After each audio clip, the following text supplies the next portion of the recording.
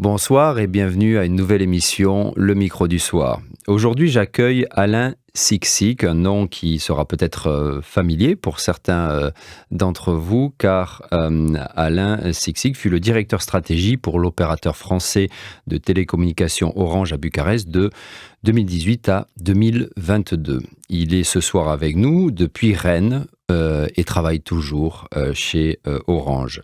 J'avais envie de l'inviter parce qu'Alain Sixic est resté très attaché à Bucarest et à la Roumanie. Nous allons en discuter. Ingénieur de formation, il a commencé sa carrière au Japon, puis aux États-Unis pour le groupe General Electric pendant quelques années. Au milieu des années 2000, il rejoint le groupe Orange, travaille à son développement international sur l'Afrique et le Moyen-Orient, ce qui d'ailleurs l'a conduit à vivre 3 ans au Kurdistan irakien. Puis, directeur commercial de la région Sud-Est pour Orange France, c'est à ce titre qu'il rejoindra des équipes en Roumanie à partir de 2018. Alain Sixic, bonsoir. Bonsoir. Je n'ai pas fait d'erreur dans la présentation. Bon, c'est très bien. D'accord. Je vous remercie pour cette présentation. Avec plaisir. Alors je sais, parce que nous en avons discuté en préparant cette émission, que vous êtes rentré de Bucarest hier soir, après un petit séjour qui vous a également mené jusqu'à Sibiu. Cela faisait 2 ans que vous n'étiez pas revenu en Roumanie, après votre séjour donc de 2018 à 2022. Quel sentiment cela vous a-t-il donné ? Un sentiment très étrange, un sentiment presque de revenir à la maison sans pour autant trouver les repères logistiques que j'avais laissés en partant. Effectivement, je suis revenu, j'ai redécouvert immédiatement la ville et en arrivant, en posant le pied à Bucarest. J'ai pas posé le pied à Bucarest, c'est vrai que j'ai loué une voiture et j'ai fait le trajet depuis l'aéroport et j'ai redécouvert le bruit des klaxons, les embouteillages. Les gens pressés, une forme d'agressivité au volant que j'avais oublié effectivement. Et une fois tout ça passé, au moment où j'ai posé le pied à Bucarest, j'ai eu tout de suite le sentiment de me retrouver chez moi. Et c'est là où je dis que c'est un peu étrange, que c'est chez moi, mais en même temps, je me suis dirigé vers le petit appartement que j'avais loué, qui n'était pas celui que j'ai quitté il y a 2 ans, et j'ai pas retrouvé l'ensemble de mes repères. Mais immédiatement un sentiment d'être à la maison en arrivant à Bucarest. Donc quelque part, vous vous êtes dit décidément, ce pays et cette ville, je ne suis pas prêt de les quitter définitivement, et c'est un premier retour et il y en aura certainement d'autres. C'est ce que vous êtes dit ? C'est exactement ça. C'est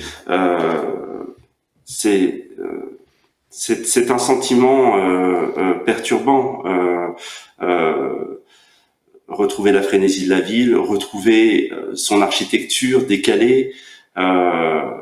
J'ai tendance à dire que la première fois qu'on arrive à Bucarest, on trouve cette ville, c'est dur, mais on la juge et on la trouve laide. On comprend pas la ville, on comprend pas ces bâtiments 19e, ces beaux hôtels particuliers, ces maisons magnifiques qui sont par moments en parfait état et par moments dans un état de délabrement avancé, et qui sont juxtaposés de bâtiments d'ère soviétique, des bâtiments ultra modernes aussi. Cette mosaïque finalement architecturale au départ frappe et finalement elle fait de cette ville sa singularité. Et vous me disiez d'ailleurs, pardon, excusez-moi, je vous coupe, vous me disiez, vous avez une expression que j'ai bien aimée, vous disiez que cette ville était pleine de cicatrices qui lui donnent un charme extraordinaire. Exactement, c'est ça qui fait son charme. C'est ce que je considère que c'est ce qu'elle a vécu en se promenant dans Bucarest. On en prend conscience si on prend le temps d'observer et on comprend son histoire. C'est ce qui la rend attachante finalement. Et c'est ce qui fait qu'on a envie d'y revenir, parce que je parlais de singularité, je crois qu'il n'y a pas d'autre ville en Europe qui a cette telle diversité et qui a gardé un tel témoignage du passé, des époques qu'elle a vécues, des souffrances. C'est une ville qui a été martyrisée et ça la rend très touchante, oui. Et ça la rend très touchante. Et je pense que les habitants de Bucarest ont pris la décision, quelque part, et s'y sont attachés inconsciemment, de laisser en partie ces témoignages. C'est pour ça que on va retrouver des quartiers où des immeubles ultramodernes côtoient des hôtels particuliers 19e en très bon état ou en très mauvais état. Et il y a cette volonté de rénover, même si ça va prendre 20 ans, 30 ans, mais on a cet attachement au passé. Voilà. C'est intéressant. C'est ce qui me... Pardon. Ce qui m'a plu dans Bucarest. Ouais. C'est intéressant ce que vous dites, que les Roumains sont inconsciemment attachés à quelque part ces cicatrices du passé. Vous le pensez réellement ? Oui, je le pense. Parce que je ne connais pas un habitant de Bucarest. Je ne connais pas un habitant de Bucarest qui ne souhaite pas fuir de Bucarest le temps d'un week-end, le temps d'une semaine. Mais finalement, quand on s'en éloigne, cette ville nous manque. Cette ville nous manque. Et puis c'est une ville de tous les possibles. Elle autorise beaucoup de choses. Le fait qu'elle ait été martyrisée, qu'elle ait été scarifiée, en fait également sa résilience et lui donne aussi une forme de tolérance. On accepte beaucoup de choses à Bucarest. On est ouvert, curieux aux nouveautés. On voit ici et là naître de nouveaux projets, de nouveaux restaurants, de nouveaux bars, de nouvelles architectures. Et c'est avec beaucoup de curiosité que les gens accueillent ça. Et c'est vrai que dernièrement, je trouve que davantage de Bucarestois osent dire qu'ils aiment leur ville, ce qui n'était pas très courant il y a peu. En préparant cet entretien, vous me parliez également du parc Cismigiu. Alors là, vous avez eu une petite déception, expliquez-nous. Je vais vous en dire 2 mots, mais en fait, effectivement, on aime retrouver ce qu'on a quitté. Et puis, les choses évoluent, des risques sont pris. Avant de parler de Cismigiu, il y a quelque chose que j'ai oublié de vous citer. Oui. C'est la notion de refuge. Cette ville offre cette forme de refuge à qui le veut. C'est effectivement, on est dans des rues très embouteillées, des bruits de klaxons, une frénésie, des gens qui courent. Et finalement, ici et là, à tout endroit, on peut pousser un Porsche presque délabré, aller dans une arrière-cour et se retrouver au milieu d'un petit jardin où on entend le bruit des oiseaux, où on peut prendre un latte, un cappuccino, dîner entre amis et être en plein cœur de ville à beaucoup d'endroits dans une bulle sécurisante. C'est ça ce qu'offre aussi Bucarest. Quand on connaît Bucarest, à de nombreux endroits, on y trouve des refuges. Est-ce que alors est-ce que cette notion de refuge, elle vaut aussi pour dont vous parliez des espaces de Bucarest, est-ce que vous diriez qu'elle vaut également pour la façon dont la ville accueille le temps? Est-ce que le Bucarest est une ville où il y a un temps différent? La notion du temps à Bucarest est très étrange.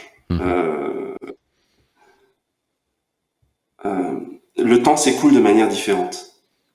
Effectivement, c'est ça qui est très surprenant. C'est par moment, on tourne la tête et un quartier, une zone a totalement été bouleversée, a été changée.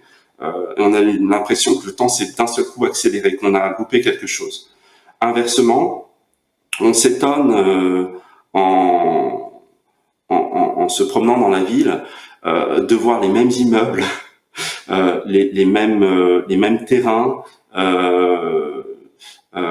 laissés dans le même état. Moi, je suis surpris de voir 2 ans après que il y a toujours les mêmes immeubles qui sont en ravalement ou en construction, ou qu'il y a un projet en plein cœur de ville qui est là mais qui finalement n'a pas évolué.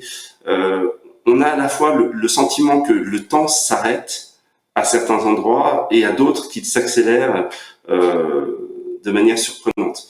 Donc on a un rapport au temps quand on est à Bucarest où finalement on s'interroge personnellement sur l'écoulement du temps. Moi, j'ai le sentiment que le temps est passé très lentement sur les 4 ans que j'ai passé à Bucarest. Et puis, alors que vous étiez...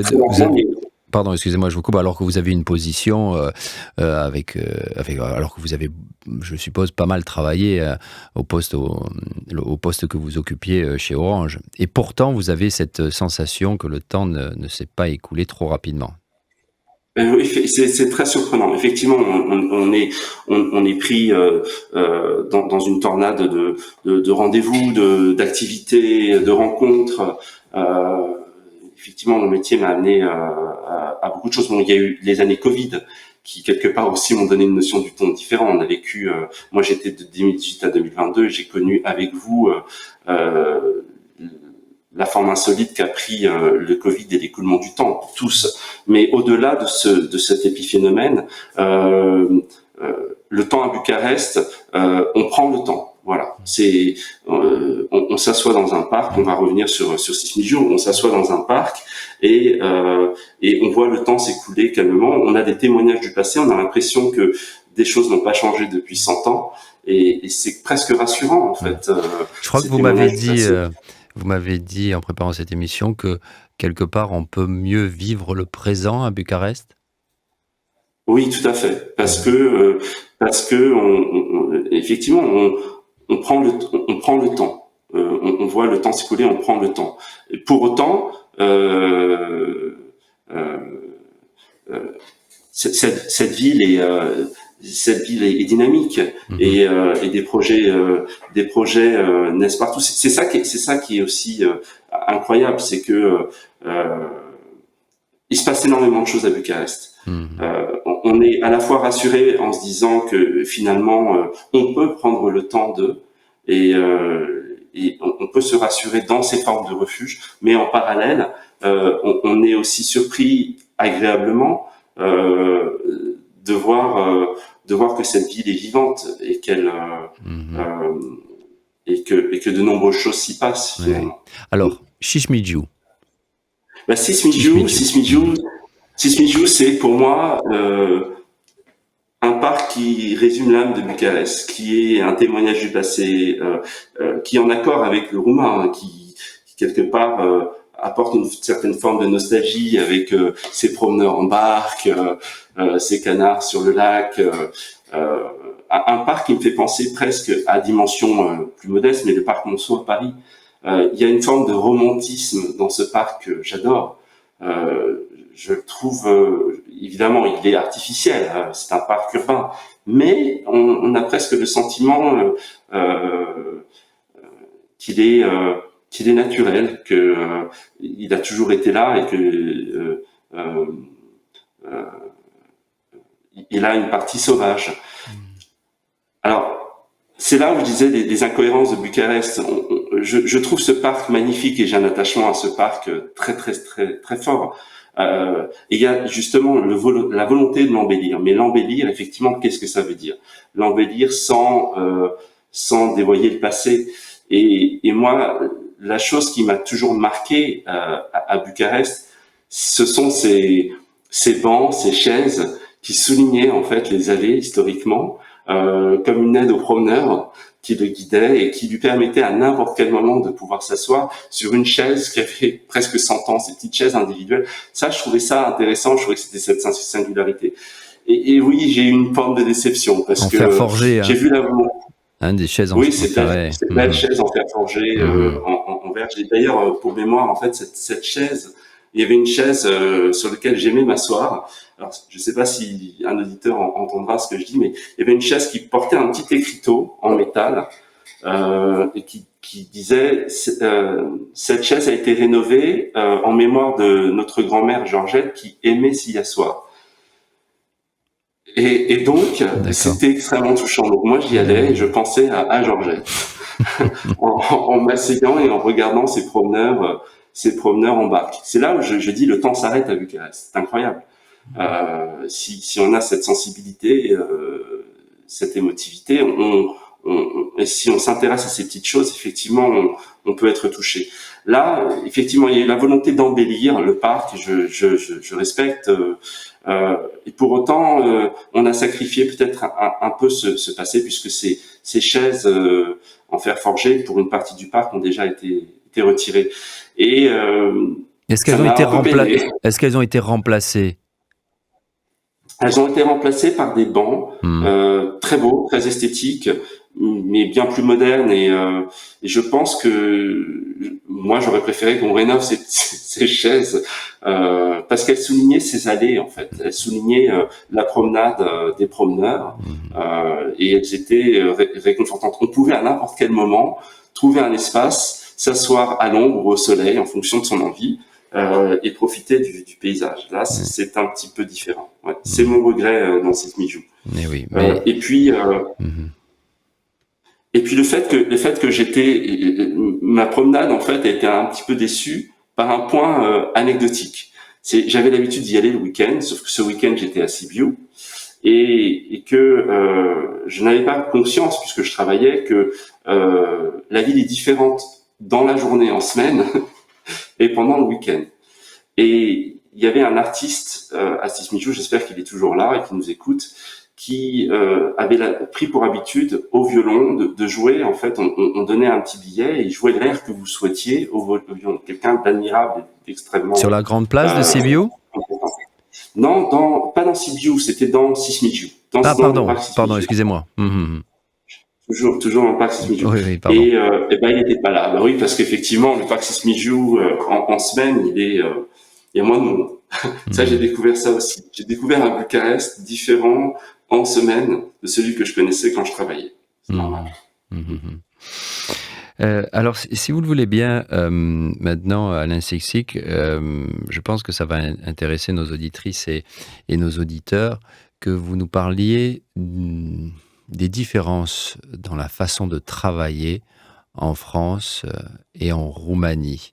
Vous me parliez de la hiérarchie, la façon dont on aborde la hiérarchie en Roumanie et en France, qui est un petit peu différente, les relations entre les personnes. Parlez-nous de ces rapports différents.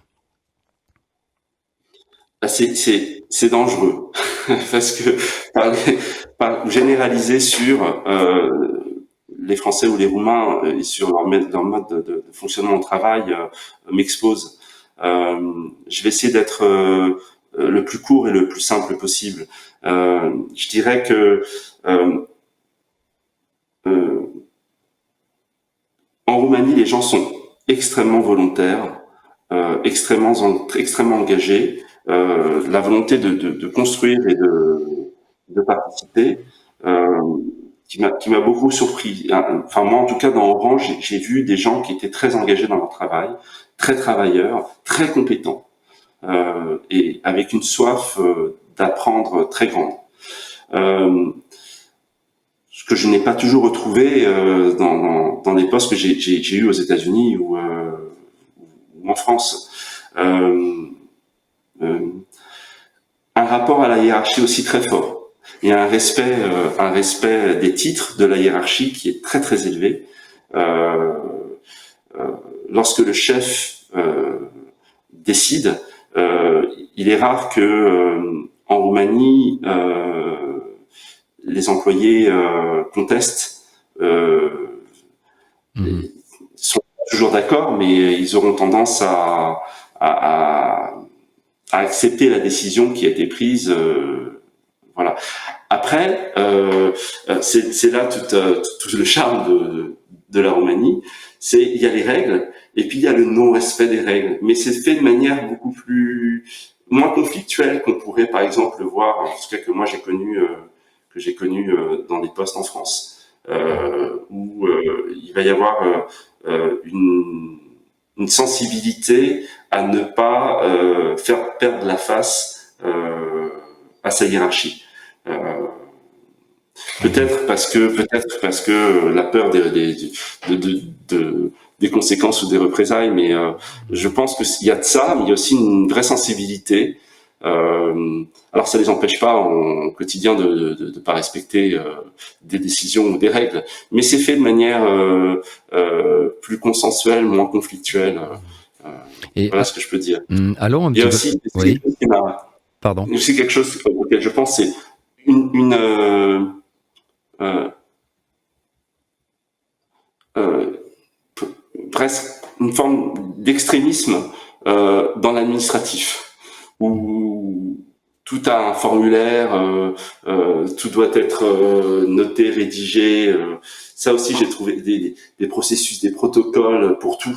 Ça, j'ai trouvé ça assez étonnant. Et pour autant, énormément de créativité pour contourner tout ça. Donc Et une voilà, c'est ce qui volonté, fait le charme de travailler en Roumanie. Ouais. puis une volonté d'agir, de faciliter quand même ces démarches administratives. Hein. On le voit ces dernières années qu'il y a quand même pas mal d'efforts faits à ce niveau-là.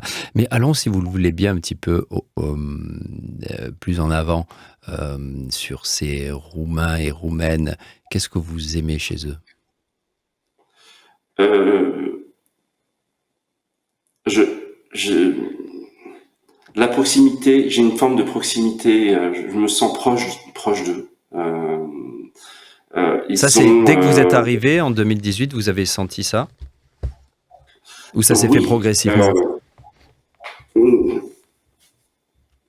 Au début, on est surpris. Parce qu'on trouve des valeurs communes avec la France, très très fortes, très proches. Bon, il y a des différences, hein, mais on est touché très très rapidement. Les relations, pour beaucoup, sont fortes et sincères. Moi, j'ai des amis en Roumanie que je garderai toute ma vie. C'est évident. C'est des relations que je n'envisage pas de perdre. Où ça me ferait vraiment très mal de m'éloigner de certaines personnes. Là, sur ce court séjour, après 2 ans, j'ai retrouvé des gens et ça a été à nouveau un déchirement de rentrer à Rennes pour moi. Je trouve les Roumains, c'est un mix de cultures, c'est ça aussi qui est surprenant. Donc, je pense que tout le monde, beaucoup de pays vont se retrouver, vont trouver des points communs avec les Roumains, parce que c'est un peuple déjà à la base accueillant. Mais moi, en tout cas, ce qui a fait écho en moi, c'est leur romantisme, une forme de nostalgie. Dans laquelle moi je me complais. J'aime ça. C'est des gens très cultivés, très curieux, très intéressés, très accueillants. Encore une fois, c'est ça. C'est pour moi le roumain, c'est tout ça. Et puis c'est des gens avec beaucoup d'humour et un humour finalement très proche de celui des Français. Donc je me retrouve culturellement sur énormément de sujets. Et puis c'est des gens qui ont une sensibilité très forte pour la littérature, pour la musique, pour l'art. C'est incroyable, incroyable. Et, Oui, vous vouliez ajouter quelque chose? non, c'est ce qui fait que moi en tant que Français, je me sens très proche. Alors, parlez-nous maintenant de votre nouvelle ville, Rennes, où vous me disiez, si je ne me trompe pas en préparant cet entretien, que seuls 5% des immeubles disposent d'un ascenseur, c'est bien ça? Ah oui, alors là vous rentrez dans... Là, C'est ça bien vous a ça, hein? surpris, mais oui, c'est un habitat qui est différent. Alors, c'est vrai, quand on est à Bucarest, enfin la plupart des immeubles ont des ascenseurs finalement, je m'en rends compte. Mais et à Paris aussi. Mais Rennes, en fait, Rennes est une ville de province, c'est une grande ville hein, pour Paris, pour la France. 250 000 habitants, c'est ça, hein? Il y a la ville fait 250 000 habitants. C'est une ville extrêmement dynamique. Elle a plus de 70 000 étudiants. Donc, quand on se promène à mon âge, jeune quinquagénaire, je me sens vieux parce que majoritairement on voit surtout des jeunes qui sortent et qui aiment faire la fête. 70 000 étudiants dans une ville, vous pouvez de 250 000 habitants, un tiers des habitants sont des étudiants. Vous pouvez imaginer le dynamisme que cela apporte. C'est une ville qui fait 250 000 habitants, mais dont la métropole fait presque 1 million. C'est une ville aussi économiquement très dynamique. Mais pour autant, c'est une ville également qui est très ancienne et qui a gardé des immeubles du 15e, du 16e, du 17e siècle. Donc le cœur de ville est protégé et n'offre pas toujours un habitat qui répond aux standards qu'a pu connaître un expatrié qui a eu la chance de vivre à Bucarest ou dans d'autres capitales mondiales. Et effectivement, quand je suis arrivé et que j'ai fait ma recherche de logement, je me suis heurté en fait à la pression foncière de Rennes, qui par nature loge énormément d'étudiants, donc dans des petites surfaces qui sont pas toujours très très entretenues. Hein. On connaît les bailleurs des fois. Sont pas toujours très sympas avec un public qui reste pas longtemps dans des appartements. Et donc quand j'ai cherché un appartement, moi quinquagénaire qui cherchait un ascenseur, j'ai eu beaucoup de mal effectivement dans des immeubles du 15e, 16e, 17e. On n'installe pas d'ascenseur. Voilà. Et donc j'ai eu effectivement pas mal de mal, en tout cas pour me loger au départ sur Rennes. Tout à fait. Mais ça c'est un détail hein, sur on est allé sur les ascenseurs. Oui, sinon la ville, comment vous vous venez de vous installer, quel sentiment vous donne-t-elle? C'est une très belle ville, mais ce n'est pas Bucarest. Et ça, je pourrais pas l'enlever. Il y a ce qui va frapper. Bon, il y a un sentiment. Il y a un sentiment de dynamisme. Effectivement, je vois, je vous ai dit, énormément d'étudiants, de jeunes. Ça grouille de vie. Par contre, il y a par rapport à Bucarest une notion du service qui est différente, un accueil différent. Je dirais c'est presque en Bretagne, c'est des gens qui sont effectivement sur des valeurs très fortes, qui valorisent en fait la relation, mais sur le long terme, sur les années. Donc, quand on est comme moi, jeune arrivant, c'est difficile de s'intégrer. À Bucarest, très rapidement, on rencontre des gens par la curiosité des habitants. On fait des rencontres. Les gens vous demandent d'où vous venez, ce que vous faites, vous parlent de leur passé. En Bretagne, en tout cas à Rennes, bon, moi je vis pas dans la communauté étudiante, cette proximité est moins présente. C'est plus difficile d'avoir cette rencontre comme on la connaît très souvent à Bucarest. Je sais pas de votre expérience, vous devez peut-être vivre la même chose. Il vous arrive de rencontrer énormément de personnes. Cette ville est invitante. Bucarest, Rennes est plus réservée, plus intimiste. Parce qu'il y a aussi ses bons côtés. Oui, ça effectivement, ça a des bons côtés. Après, ce qui frappe à Bucarest, c'est ce sentiment global de sécurité. À n'importe quelle heure, dans n'importe quel parc, la nuit, d'ailleurs, ils sont toujours ouverts. Ce qui est incroyable, en France, les parcs ferment la nuit. Hein. Mais à Bucarest, c'est à aucun moment, on a un sentiment d'insécurité. À aucun moment, on est interpellé, à aucun moment, on est sollicité. Très rarement, ça arrive de temps en temps, mais très rarement. Rennes, c'est constant. C'est une ville un peu bobo, bourgeois, bohème. Et donc on trouve énormément.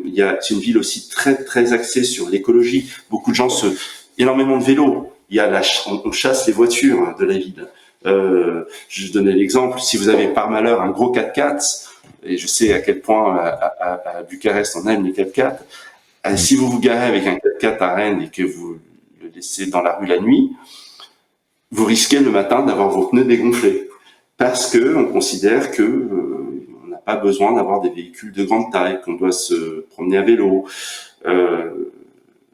Voilà, il y a une conscience écologique qui est très forte et très développée.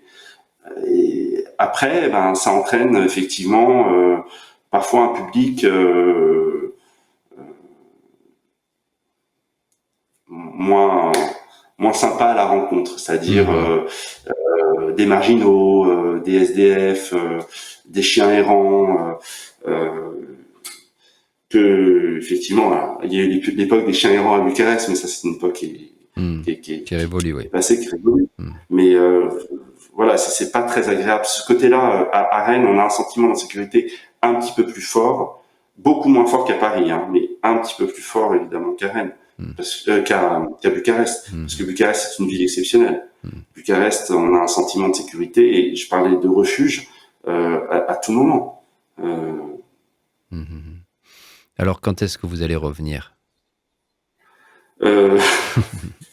Alors, là, c'est une mauvaise question parce qu'en fait, on est le lendemain d'un long voyage. Je suis parti à 9h pour arriver à 23h.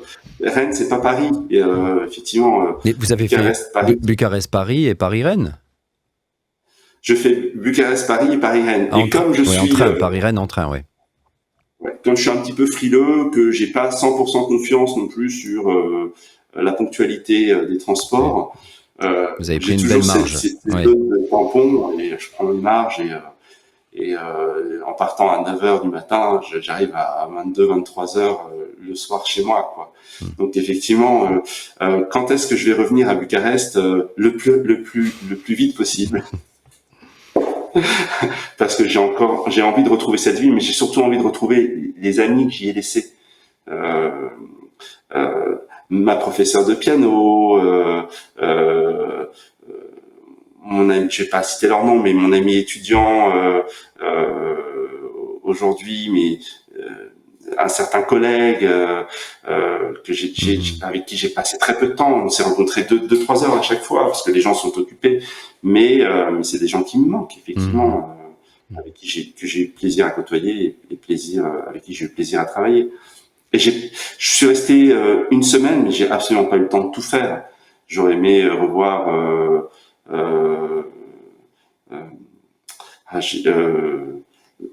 l'institut français de l'ambassade. Il y a beaucoup de choses que j'ai pas pu faire à Bucarest. La prochaine fois.